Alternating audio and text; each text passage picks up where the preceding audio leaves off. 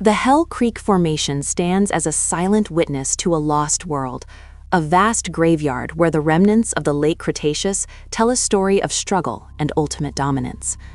Among the giants of this era, one name consistently rises above the rest in the fossil record, appearing with a frequency that challenges our understanding of prehistoric biodiversity.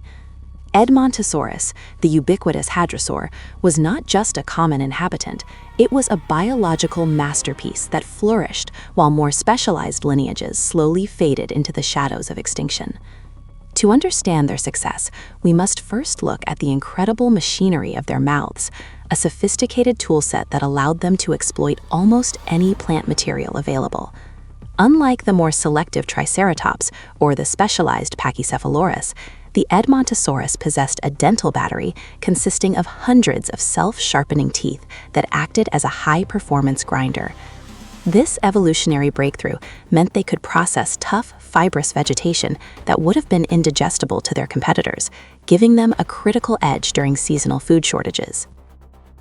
Evidence from mummified specimens reveals a varied diet, suggesting a generalist strategy that allowed them to pivot between soft aquatic plants and hard woody stems with ease. This dietary flexibility was coupled with a digestive system of immense scale, capable of extracting every possible nutrient from the lowest quality forage found in the Cretaceous plains. However, survival required more than just the ability to eat. It demanded a way to navigate a world filled with the most fearsome predators to ever walk the earth. While Tyrannosaurus rex patrolled the same territory, the Edmontosaurus developed a defense strategy rooted in sheer size, rapid growth, and heightened sensory awareness. Juveniles grew at an explosive rate, reaching a size that protected them from smaller predators in just a few years, a life history strategy known as R-selection in ecological terms. Once they reached their adult length of nearly 40 feet, they were no longer easy prey, requiring a massive expenditure of energy for even a tyrannosaur to bring down.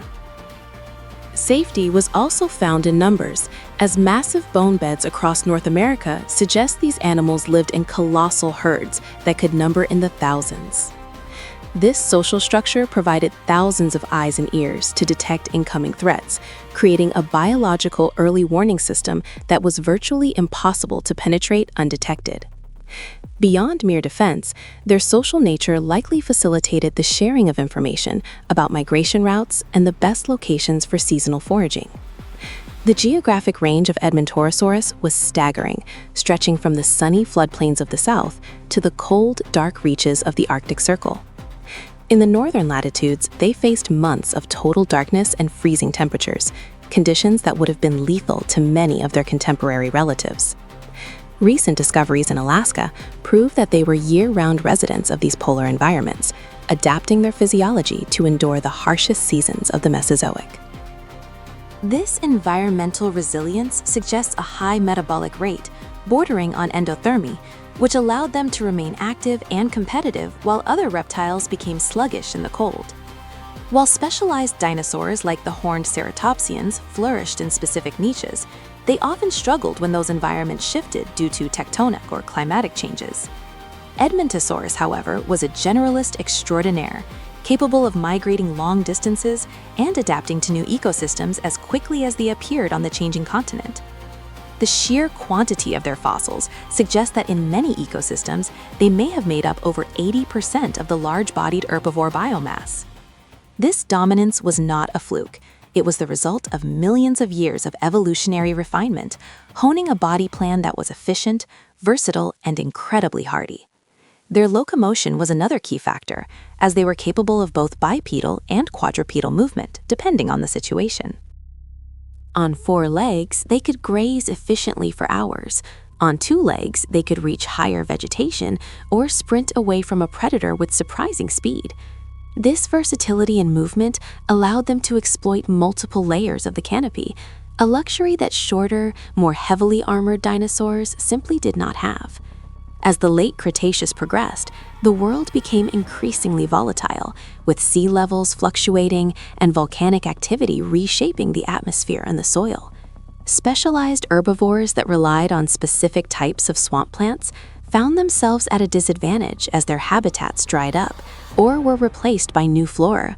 But the Edmontosaurus, with its broad beak and powerful grind, simply moved on to the next available food source, thriving in the face of ecological upheaval.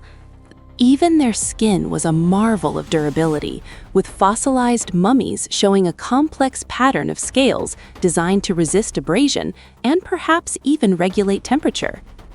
Some specimens even show evidence of a fleshy, rooster-like comb on their heads, a soft tissue structure that would never have been known from bones alone. This suggests a complex social life where visual signals played a vital role in maintaining herd cohesion and choosing the strongest mates for the next generation. In the final millions of years before the asteroid strike, the Edmontosaurus was at the absolute peak of its evolutionary journey. They had conquered the continent, from the shores of the western interior seaway to the shadows of the rising Rocky Mountains. They were the backbone of the Cretaceous food web, the primary energy converters that turned vast amounts of plant matter into meat for the world's apex predators. However, even the most successful biological machine has its limits when faced with a global catastrophe of unprecedented proportions. When the Chicxulub impactor struck, the world changed in an instant, and the very size that once protected the Edmontosaurus became a terminal liability. The massive bodies that required hundreds of pounds of food every day could not be sustained in a world where the sun was blotted out by ash and smoke. The plants they relied on died, and the thermal regulation that allowed them to survive the Arctic was no match for the prolonged impact winter. While they did not survive the Great Extinction, their multi-million-year reign provides a blueprint for what it means to be a successful large-scale organism. They remind us that adaptability is the currency of survival, and that the most common species are often the most remarkable in their hidden complexities. Edmontosaurus was not merely a cow of the Cretaceous, but a highly evolved, resilient, and sophisticated animal that defined its era. As we continue to uncover their remains, we find not just bones, but the story of a creature that mastered its world more completely than almost any other. The legacy of the Edmontosaurus lives on in the rocks, a testament to a time when these duck-billed giants were the undisputed masters of the American West.